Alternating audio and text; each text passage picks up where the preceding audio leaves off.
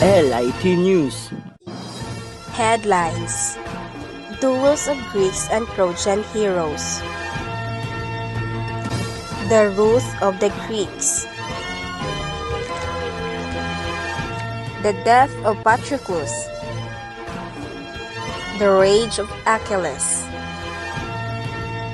Escape to the Phaeacians.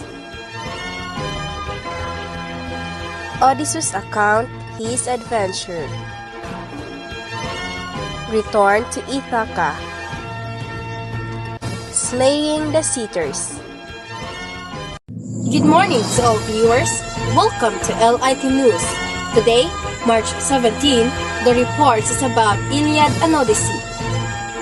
The Iliad is an epic poem by the ancient Greek poet Homer, which recounts some of the significant events of the final weeks of Trojan War and the Greek siege of the city of Troy, which was also known as Ilion, Ilios, Ilium in ancient times. Written in the mid-8th century BCE, the Iliad is usually considered to be the earliest work in the whole Western literary tradition and one of the best-known love stories of all time. Through its portrayal of the Trojan War, the stirring scenes of bloody battle, the wrath of Achilles, and the constant interventions of gods, it explores themes of glory, wrath, homecoming, and fate. Moreover, the Homeric epic has provided subjects and stories for many other later Greek, Roman, and Renaissance writings. The Iliad tells the story of Greek's struggle to rescue Helen, a Greek queen, from her Trojan captors.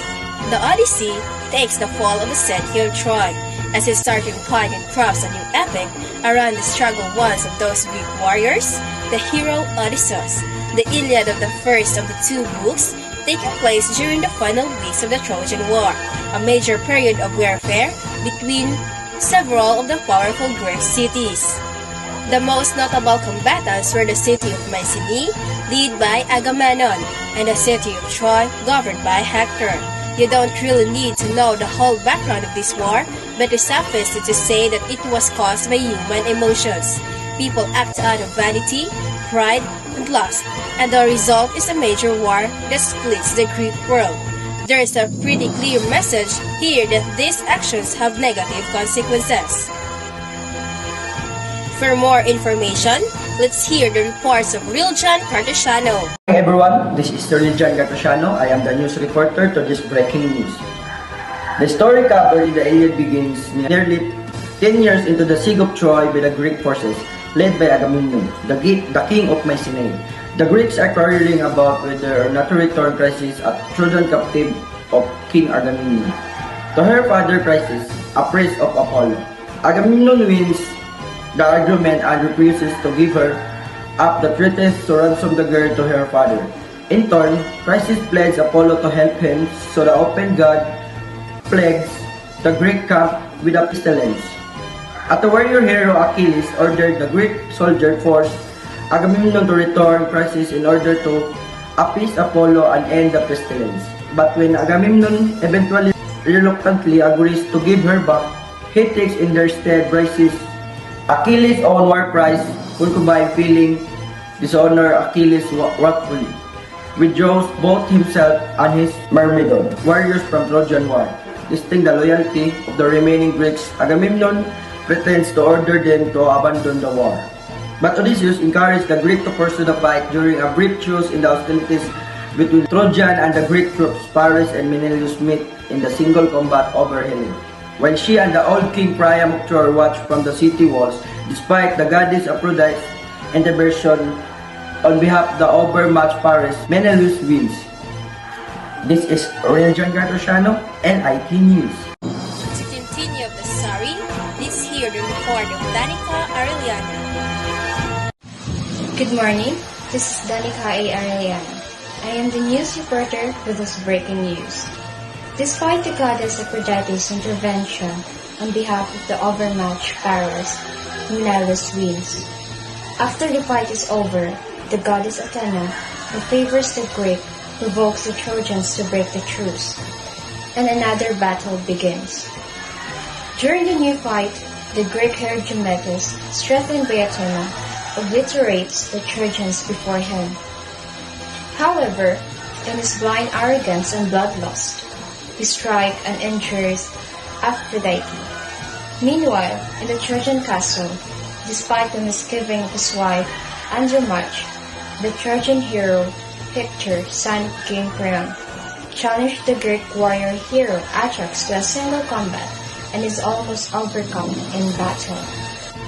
Throughout everything in the background, the various gods and goddesses, particularly Hera, Athena, Apollo, and Poseidon, continue to argue among themselves and to manipulate and intervene in the war, despite Zeus' specific orders to not to do so.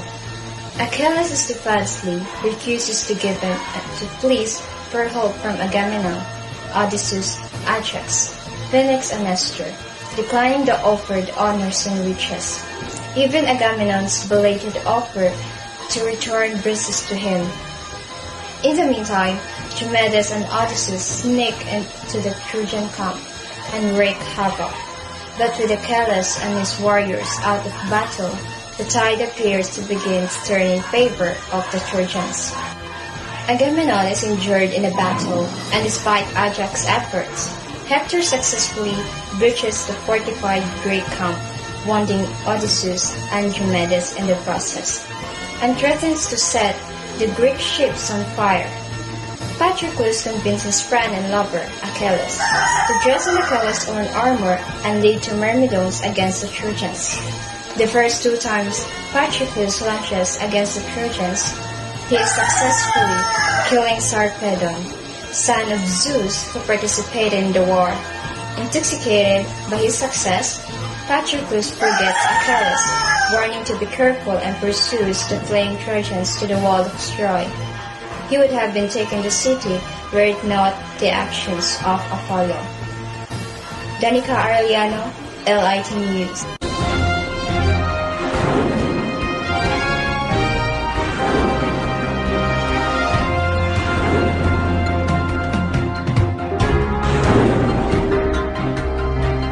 LIT News.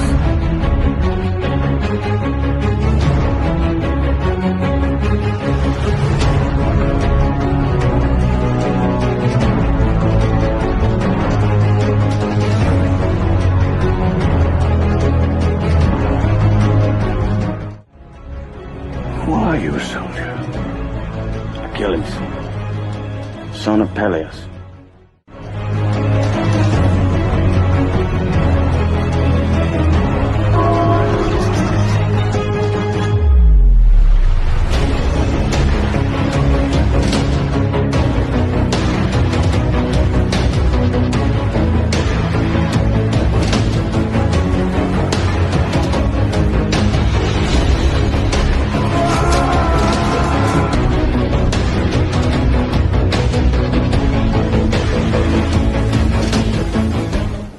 Careful, boy. My mercy has limits. And I've seen the limits of your mercy. And I tell you now, no son of Troy will ever submit to a foreign ruler. Then every son of Troy shall die.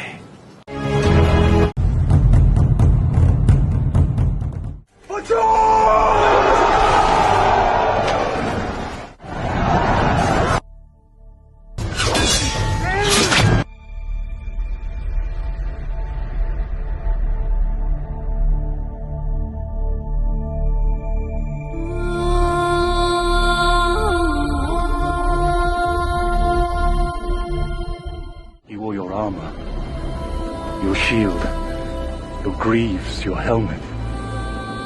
He even moved like you.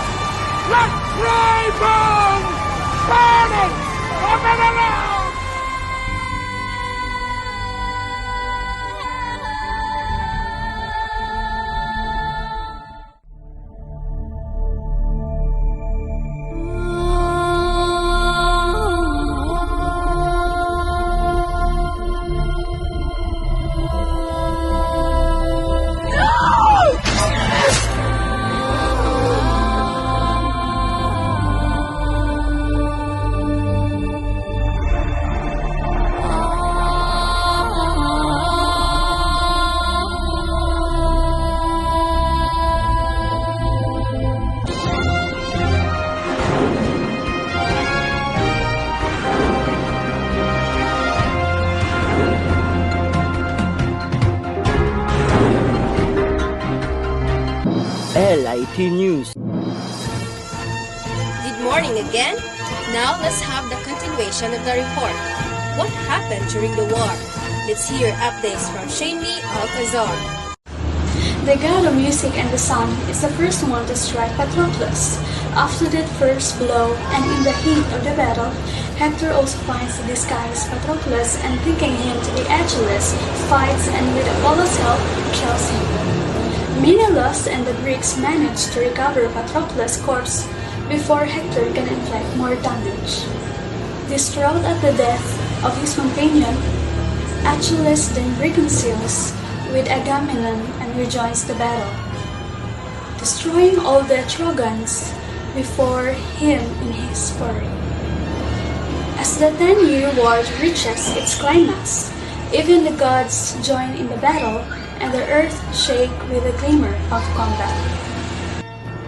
Dressed in new armor fashioned especially for him by Hephaestus, Achilles takes revenge for his friend Patroclus by slaying Hector in the single combat, but then defiles and desecrates the Trojan prince's corpse for several days.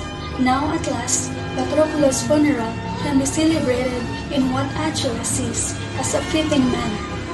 Hector's father, King Priam, emboldened by his grief and aided by Hermes, recovers Hector's corpse from Achilles, and the Iliad ends with Hector's funeral during a 12-day truce granted by Achilles. This is Shane Alcazar, Late News.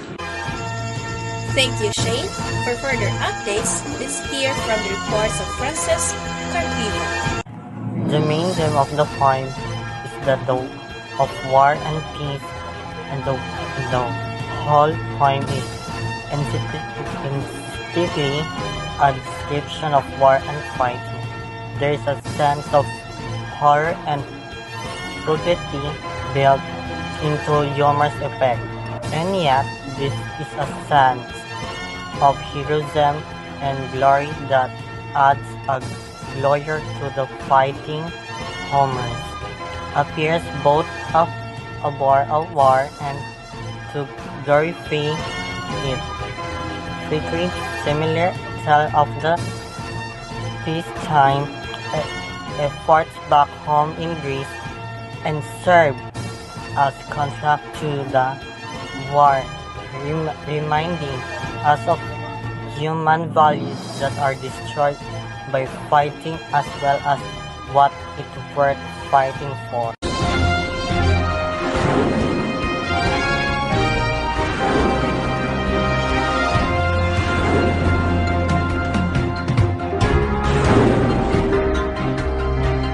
LIT News.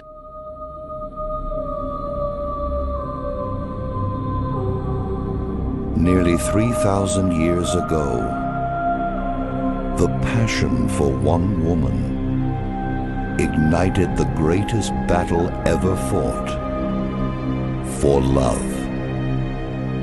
I want her back. Will you go to war with me, brother? We're sending the largest fleet that ever sailed.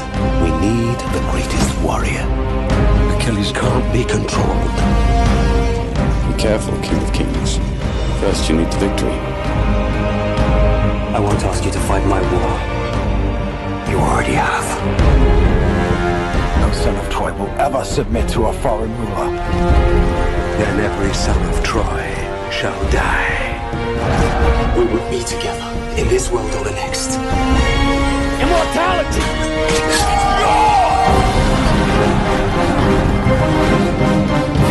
Before my time is done, I will look down on your corpse and smile. What's up?